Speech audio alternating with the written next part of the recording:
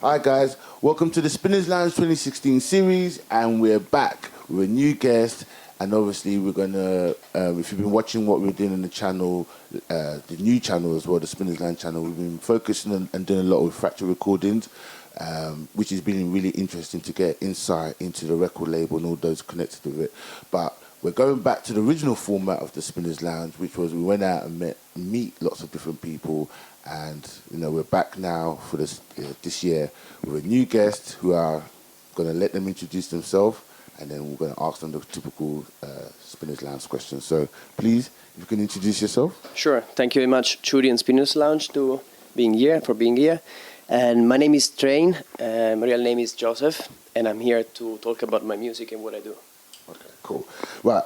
So first question I asked for the Spinners Lounge, right? Because obviously, when I talked to you, obviously I knew that you obviously went originally from London and stuff. So, kind of tell us a little bit about your background. Where did you grow up, and Right. family life? Who do you have any brothers and sisters and that kind of thing? So, Sure.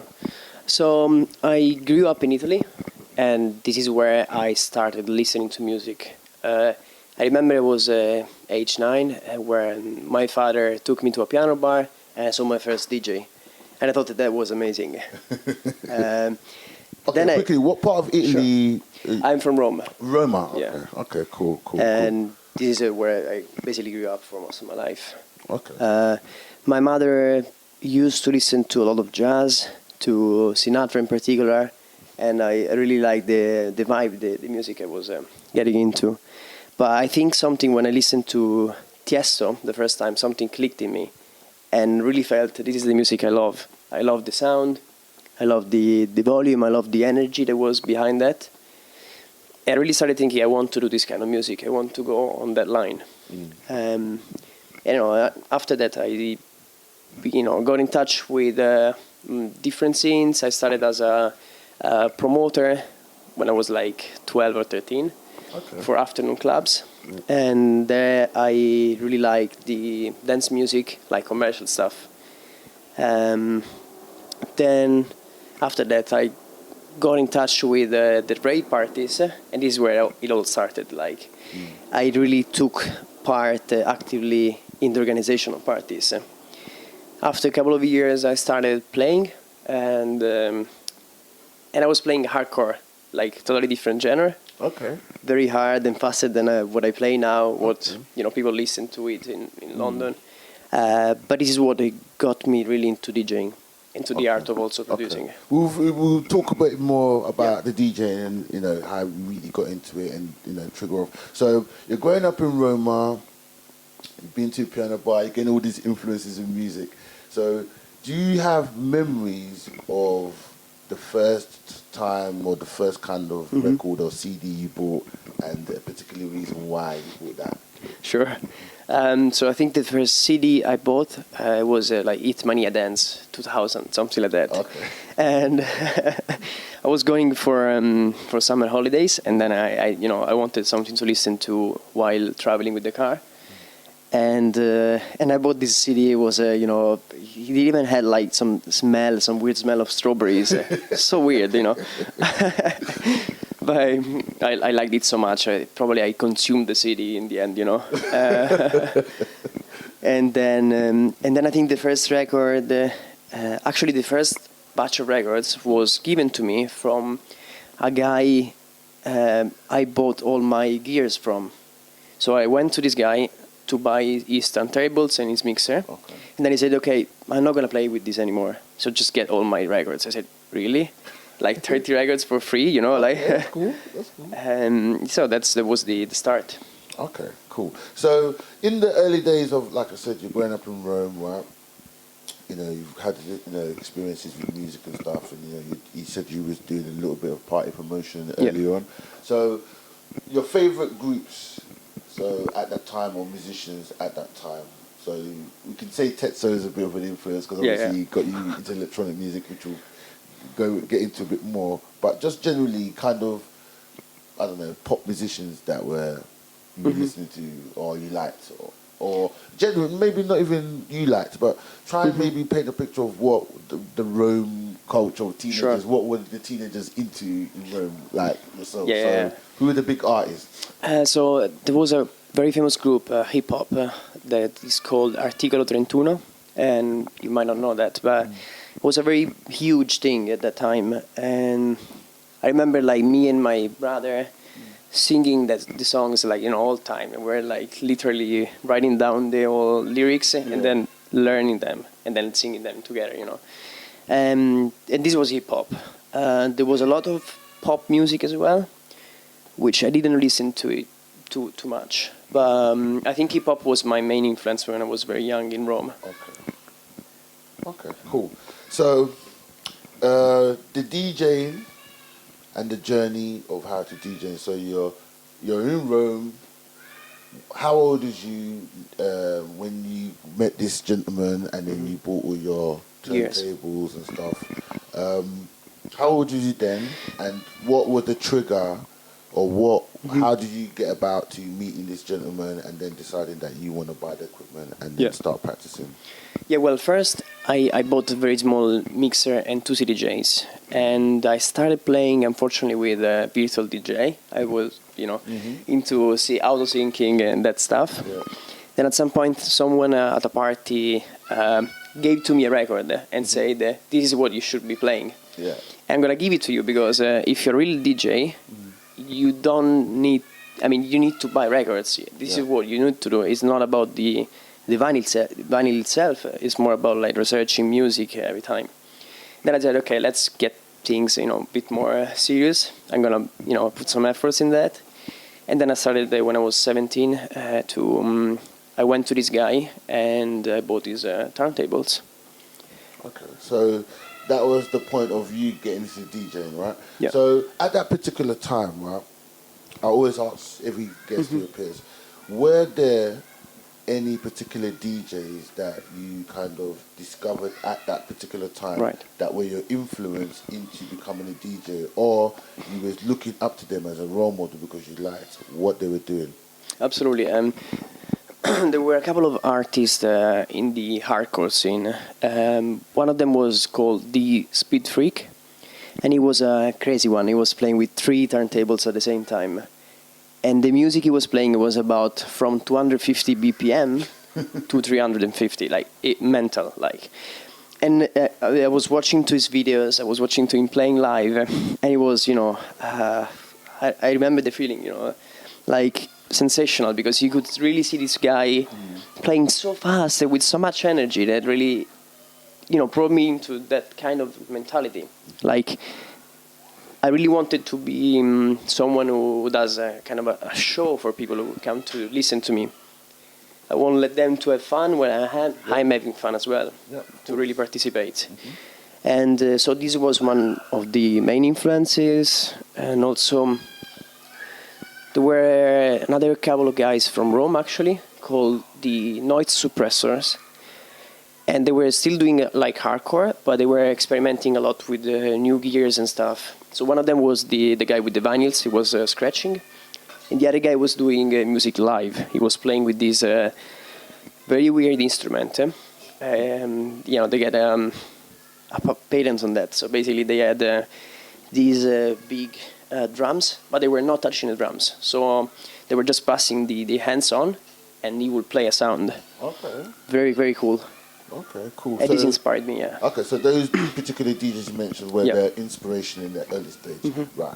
The second part to this question is, now that you've been DJing for a while, you've obviously lived in Rome, you've come to London, you've experienced obviously music culture in London, the scene. Right. Now I'm going to ask you, to pick your 3 favorite DJs of all time. They could be from all genres. It could be hip hop, techno, house, drum and bass. Could be anything. Sure. But your 3 favorite DJs of all time and why they are your favorites. Sure. Okay. It's always tough, I know. Yeah. It's tough, but No, but I have the answer. So I would say one of them is the Speed Freak. So this guy I spoke about. He used to play hardcore, and then it seems like he got depressed somehow, and then he stopped making music. But I don't know. And now, right now, for techno, Marcel Detman is quite famous in the scene, and he plays very good music. He's very skilled. He plays usually very long sets, like from 4 to 8 hours. Very big in Berlin as well.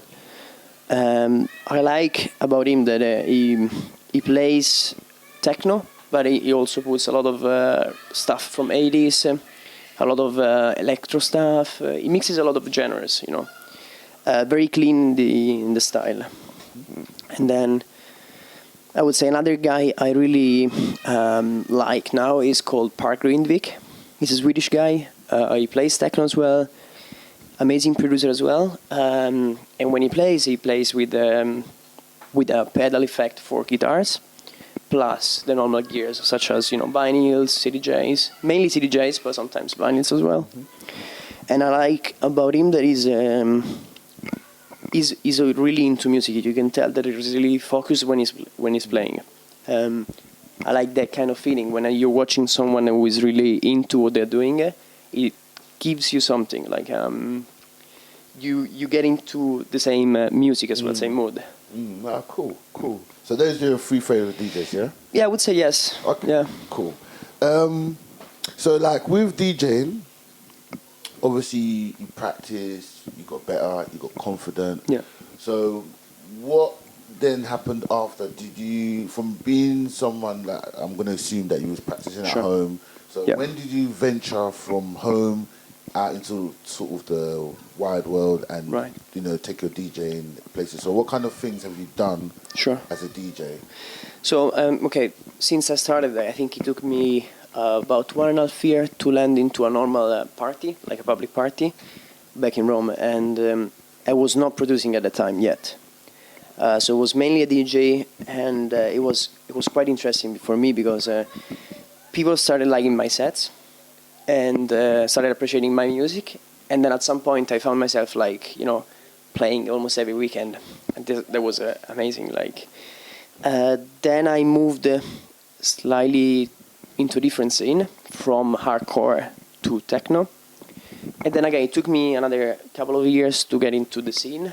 But then at some point I was playing, it happened to me that some Saturday I was playing in one gig techno. And then in the morning I was playing, for the after party in a hardcore gig. And that was, the best period of my life. Okay. Before coming to London, I decided to take a course of electronic music production. That took me about 2.5 years, and to get into production as well.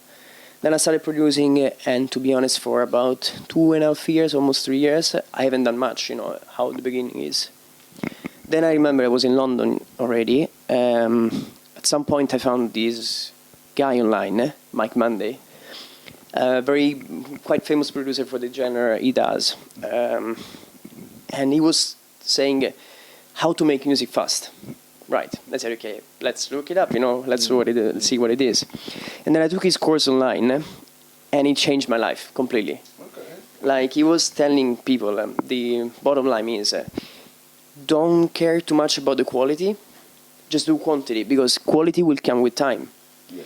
But it's much better for you to do 50 tracks per year, rather than doing 2, because that 2, you will always feel not ready. Yeah, you will always, your perception of your stuff will always be biased toward the negative side of it, for many reasons. One is because, that's what people, You expect high expectations of yourself as well. Exactly. Course, definitely, I agree. And then, plus also, he made an example that resonated really with me. And he said, try to pick your favorite song ever, right? And listen to it for 8 hours, like you would listen to your songs while you're doing them. Not even the song, the same loop. You will get sick of it, right? You will start thinking that song is shit. Which is true. Yeah, in the end, he said, just don't think too much about how you like your song, because you probably will not like it. So just go for it, produce a lot, and quality will come. So I did. I decided to make a song per day, and this is what I've been doing for the last 2 years, 2.5 years. Okay, cool. I can tell you, this changed my life completely. Like, So what's the course again? What's the the guy is called Mike Monday. Mike Monday? Yeah. Mike Monday. Mike Monday. And the course, I've done 3 courses with him, but basically the first one was called Start Now, Finish Fast. Okay. So Mike Monday, check it out if you Yeah. want to be a producer Yeah. and you're struggling. Go and check out Mike Monday and join up to his courses and start making tunes. Right, so cool. So with regards to your style, right? Mm-hmm. Because obviously you've mentioned you started off in hardcore and techno. Kind of explain to us today where you're at now Sure. with your style, because you kind of, you come between hardcore and techno, which you could argue not similar, but they have similar roots. Yeah, they are, but yeah. Where are we now in 2016 with your style? Or are you exploring more, or are you now more specifically in one genre? Sure. I mean, I can say that I'm exploring a lot, but I'm focused on making industrial techno. By that genre, I mean techno.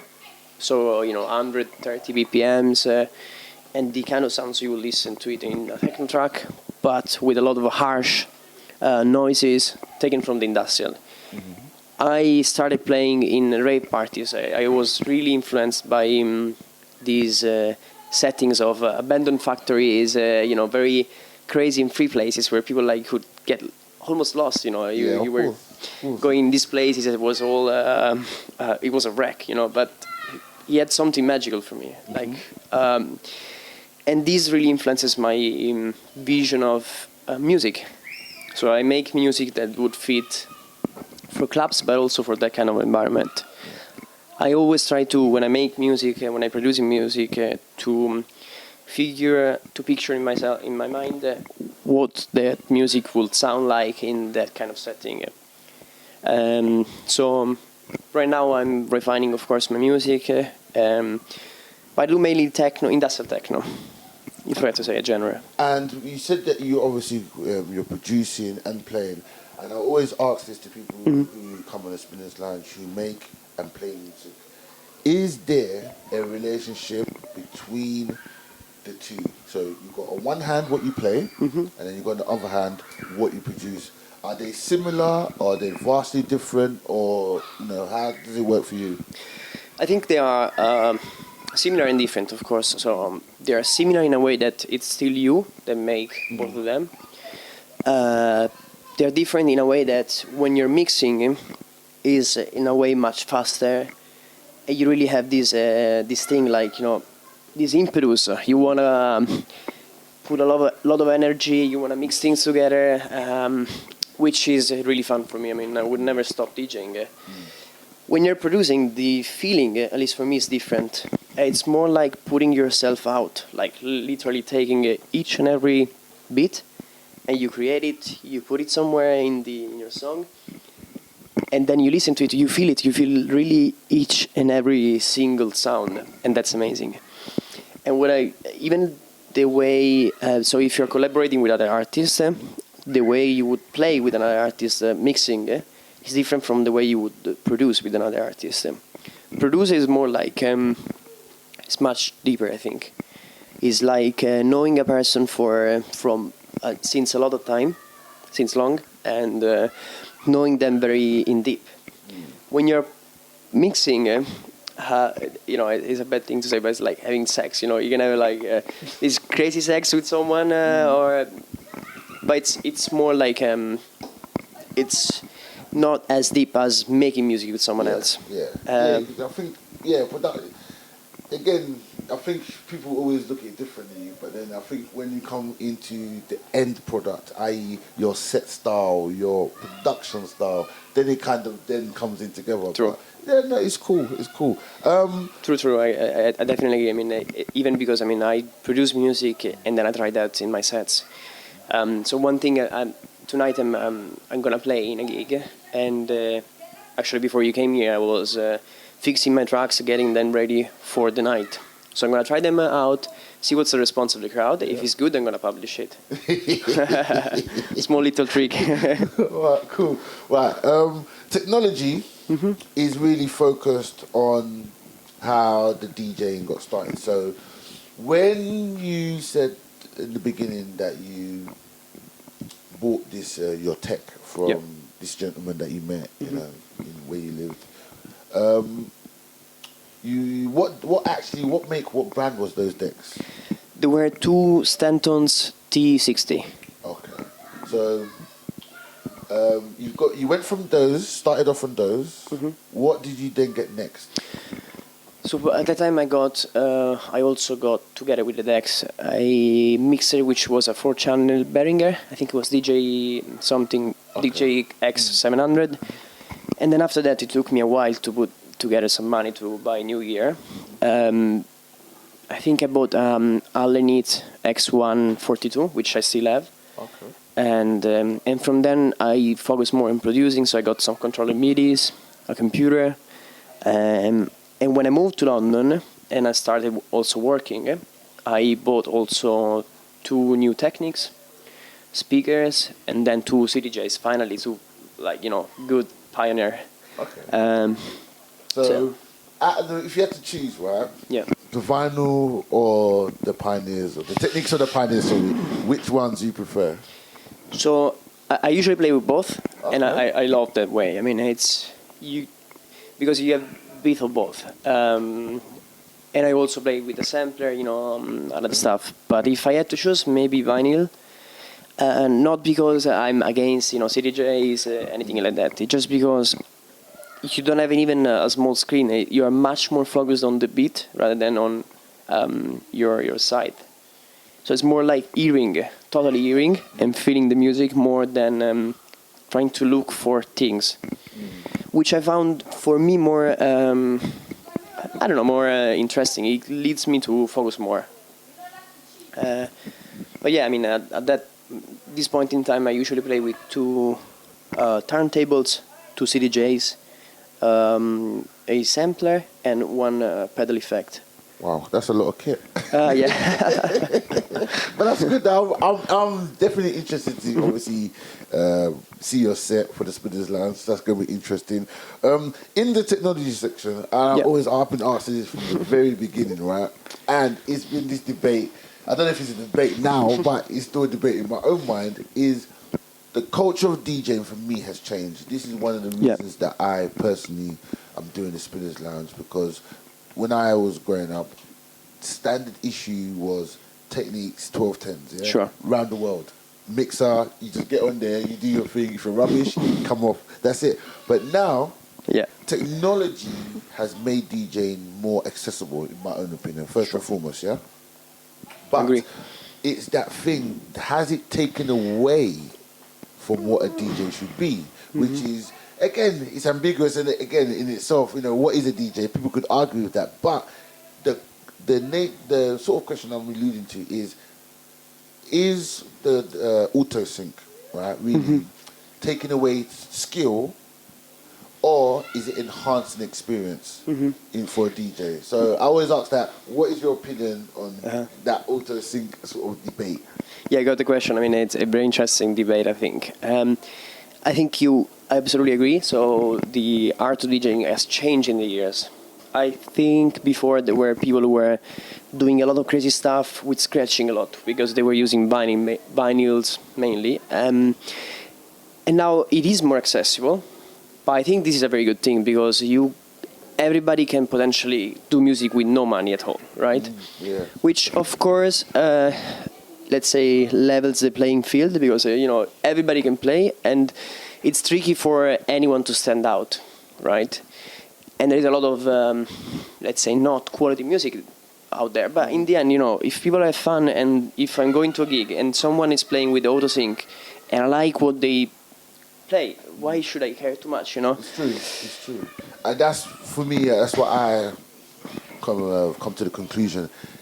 Okay, yes, you might not be DJing as what the purists might see, but as long as you're creating an experience and the people are enjoying it and they're getting their money's worth, then I think there's no problem really. But again, it's a nice way to kind of finish off our questions anyway, because I always ask people to get their opinion on what they think and that. I agree. And also, I mean, if you are enjoying that by just using a controller MIDI and a computer, why not? I mean, it's totally up to you. On a personally, I don't play with sync anymore. I used to for a little while when I just started, but again, on a personal level, I get much more focused when I don't have a computer. And also I found out that when I'm playing in front of a crowd, if I don't have a screen between me and the crowd, it's hard, it's challenging, but it makes you better because you really wanna. It's you know. You don't have anything that protects you. You can hide behind, but no, yeah, it's just a personal choice. Cool. We've come to the end of the sort of normal questions, right? What we do have now is. Because I feel we could probably talk for 8 hours. With everyone, I love it. This is what I loved in the spinners. I love, because it's about that. But when I say interview, really, what it is just to kind of chat with you. You find out your take on music and stuff. So I love it, and I feel like everyone could always chat a bit more. But obviously, we have to always just rein it in terms of time. So this particular segment now is just for you to kind of. I won't use the word sell yourself, but tell people, because I want the whole aim of. What I want for people to watch these videos is to go and discover your music, because that's how I discovered you. Yeah. And I wanted to put, amazing, you know what I mean? I wanted to put a face to the name and find out a little bit more about this character. So I want people to go and discover you through social media and where they can find your music and stuff. And we mentioned before, but we didn't really talk about it, but you can also tell people about your record label and who's involved. So the first thing to do is social media. What sites are you on? What are you using? Tell them exactly how they can find you. Yes, social media first. So I use SoundCloud, obviously, and my name on SoundCloud is Train and UK in brackets. I know it's not really straightforward, but there are so many trains out there, so I had to, find a small to fix. Question. Why did you come up with the name Train? Okay, thank you for the question. So basically, when I started playing, I was also studying. I was doing another job, so I was doing a lot of things. And someone, I think a friend of mine came up and said, "Oh, you're like a train. You never stop." I said, "Okay, yeah, that's cool. Sounds cool, Okay, that's cool. Right, so we've got SoundCloud. All the links, as always, will be in the description below. Yeah, so we've got SoundCloud. Where else? And then I have Facebook as Joseph Bianchi is my personal one, but my profile page is called Train/Chimera, which is my live stage name. Cool. And most importantly is my record label. We are, of course, on all different stores, but our main store is Bandcamp. It's ways2dierecords.com Bandcamp. So Ways to Die. Ways to Die Records, yeah. That's the name of the record label, yes. Ways to Die. Okay, so Ways to Die record label, available on Bandcamp, yeah. Who's involved in the record label, for quickly? Sure, so it's me and Flaminia. She's another producer, and she does similar music to me. We founded the label together about 6 months ago. Okay, cool. And has been going really well. I mean, we mainly decided to do it because we do a lot of music. Both of us do 1 track a day. So we said, okay, let's release stuff, And then we started gathering people around us. And now we have about 7 artists plus a few remixers. And I really love what we're building because it's our own thing. We give it our style. Of course. It's like creating a company. You are creating a utopia. Yeah. Like the way you want it, exactly. You're creating the rules. And the brand, and the ethos and all that kind of. I get it. So the record label is called Ways to Die. Ways to Die, cool. And you can find us on our website, which is ways2dierecords.com. Okay, cool. And obviously, is the label on SoundCloud? Or? It is. We are on SoundCloud, obviously, and it's again Ways to Die Records on SoundCloud, and of course you can find us on Beatport, iTunes, Spotify. So on and so forth. The major all the stores. Digital stores, definitely. We'll soon release also in vinyl. Wow. That's interesting. That one, okay, the vinyl. Definitely. That was the initial aim. So we said, okay, let's publish on vinyl. But since it's more money involved, much more work, of course. We decided let's go for a digital one first, and then we'll open our project in vinyl, which is called Mantra Room, because the genre will be slightly different. But we will soon be releasing on vinyls. Okay. to be fair, he's got a lot of stuff going on. And all the links are definitely going to be below because I definitely want to go and check out more music as well, you know. So, guys, that's all the links, right? Just make sure we've got everything. But anyway, of course. I'll put them on. Yeah, so we have all the links anyway, so you can definitely go and discover Joseph. And like I said, that is the spirit of the Spinners Lounge for me because, you know, we are people, we're doing lots of interesting stuff, you know, whoever we are, and it's just about bringing it forward so people can actually see, and it's a pleasure to kind of interview you and obviously have me in your home for the Spinners Lounge. So now, guys, as always, I'm going to say peace. Thank you for watching. If you can subscribe to the channel, you can follow us on SoundCloud. Just show your support for the Spinners Lounge, and more importantly, please, and I'll say it again, just show your support for the guys who feature on the show because it's about just exposing them and getting more people to enjoy what they do. Yeah. So, guys, thanks for watching. Peace. Yes.